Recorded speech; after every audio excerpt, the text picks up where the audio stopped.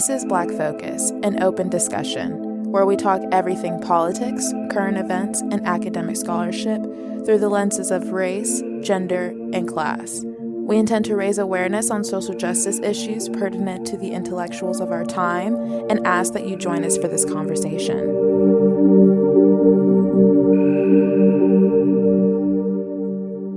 Hello, and welcome back to This is Black Focus, an open discussion.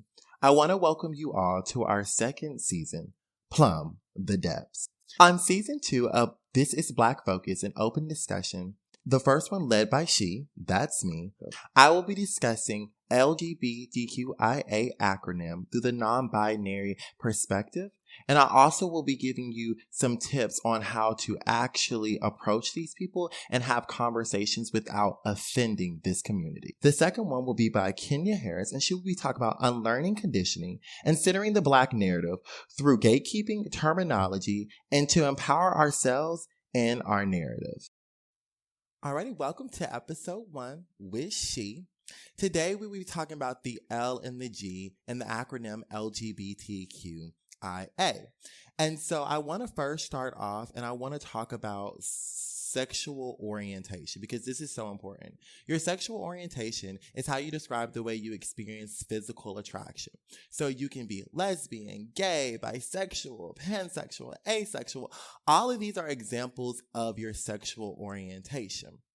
And I also want to say there's also romantic orientation, which this is how you describe the way you experience emotional attraction. And so this may not line up with your sexual orientation, and it may, because like there are some people who we'll get to that later, y'all. You know, everything's a spectrum, you know. We're gonna get back to it. But first I wanted to actually define lesbian and gay.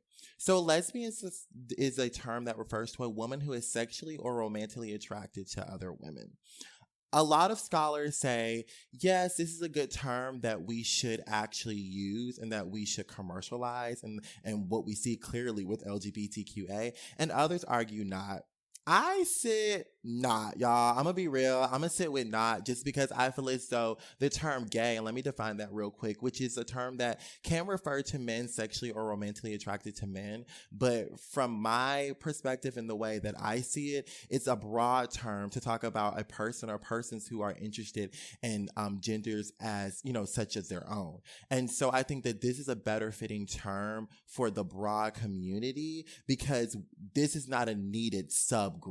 Like lesbians and men who are attracted to men, they definitely are like very much the same and experience the same, you know, oppressions as far as like how they're looked at like sometimes, and we need to band together. This isn't something that's like butch queen, femme, mask, you know. No. Those are based off of personalities, you know, and tropes that we adopt within the community and that society tells us to have.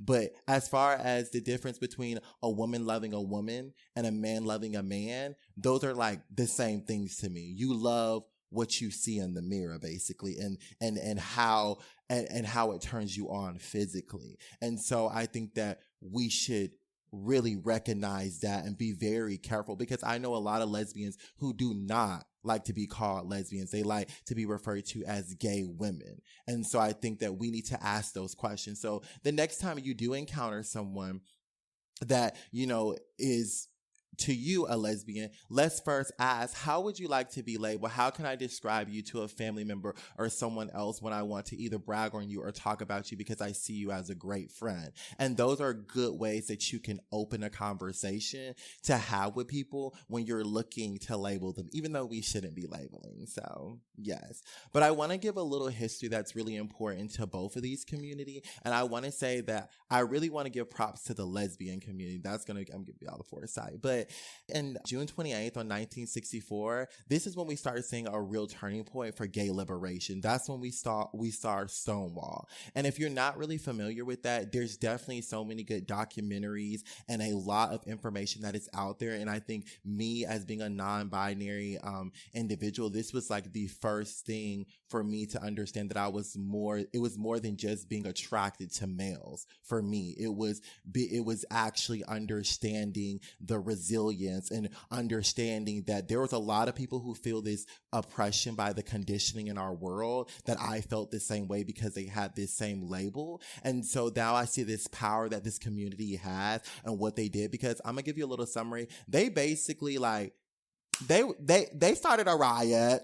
They started a riot to protect their home, and they stood behind what they believed in. They made sure that they fought. And I think that this speaks so much volumes for me as being gay and Black. I really never identified with the Black community because I got a lot of my oppression and persecution from them. And so when I started digging into queer theory and seeing the strength of my people and a community that actually welcomed me no matter what, I started to form my own power. And so I thought that was something big that people really should look at when they actually say oh, I'm gay. Let us look into queer theory and understand who paved the way and who crawled for us to walk. And that's why I'm always firm. And that's why I don't allow people to step over me, because these people in Stonewall were beating up policemen, defending their home. So the least I can do is protect my expression and who I am as a human being when I navigate white spaces.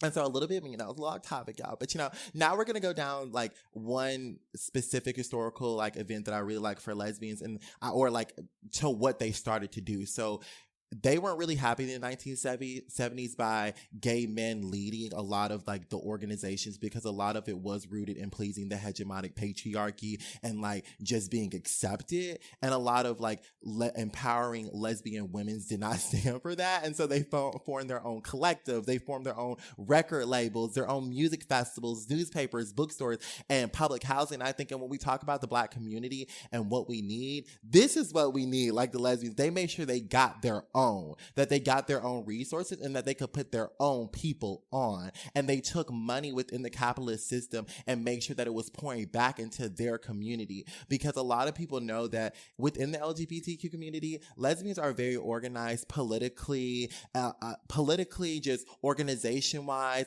getting their people resources and needs. They make sure that they get those. And so I really want to urge and encourage my Black brothers and sisters, my, LGBTQ communities that are outside of the lesbian, community. We need to start doing that for our individual letters and our own people.